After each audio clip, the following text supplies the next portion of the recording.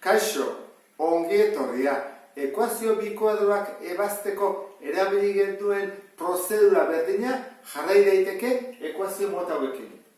Baldin badugu segarren maila eta ben hirugarren maila, biak multiploak, edo zortzigarren maila eta laugarren maila, baita ere multiploak. Prozedura berdina jarraitu dezakegu. Eta hortarako ekuazio ebaztuko dugu. Zer egiten dugu? Egiten duguna da, hartzen dugu bietan mailarik txikiena duna, berriru, eta horra jartzen dugu T dela isa berriru. Edo hemen, txikiena baldin badalau, T berdin isa berlau. Metoa berabiltzen dugu. Guk hori aplikatuko dugu hemen. Beste bide bat ere badago, badakizu Ruffiniken ere saiatu gaitezke egiten. Orduan hasiko gara. 3 eta 6 multiploak dira. Orduan jarriko dugu, hau, isa berriruren ordez, T. Orduan, hau da, ber 6, horrelako bi, ezta? T berdi, gehi zazpi T, T bat bakarra, ken zortzi berdin 0.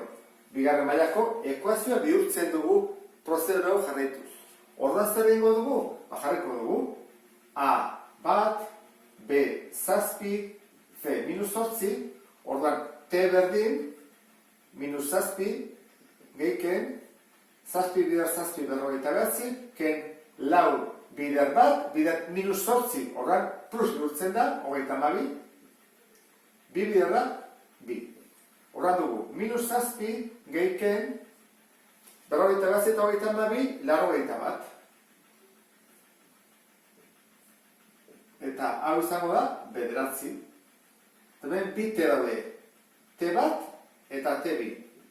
T bat izango da, adibidez batuket eginez, minus zazpi gehi behatzi daia bi, zate bi bat, T bat, eta T bi izango litzake kenketa. Minus zazpi, ken bederatzi dira, minus amasei, zate bi, minus zortzi. Teak, aurkitu ondoren, joango gara, isaren lekura, honea. Eta ordezkatuko dugu T batekin, orduan bat izango da isa berriru, eta hemen minus zortzi izango da isa berriru. Orduan hemendik atako dugu isa, isolatu egin behar dugu, orduan pasatzen dugu hiru erro egitera. Isa berdin, hiru erro bat. Eta hemen ere berdin. Isa berdin, hiru erro, bakatu, aztu izaitalareno, minus zortzi. Zenbat balioko du isa batek? Bat bider bat. Soluzioa eta aurkitu dugu. Minusek balio du, minus bat ez. Horra, hemen soluzio bakarra dago. Eta hemen, bai ez da, minus bi, atatzen da minus zortzi. Horra, bi soluzioak hemen daude. Bat eta minus bi. Prozedura jarraituz.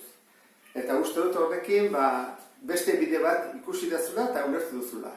Beste bat arte. Agur?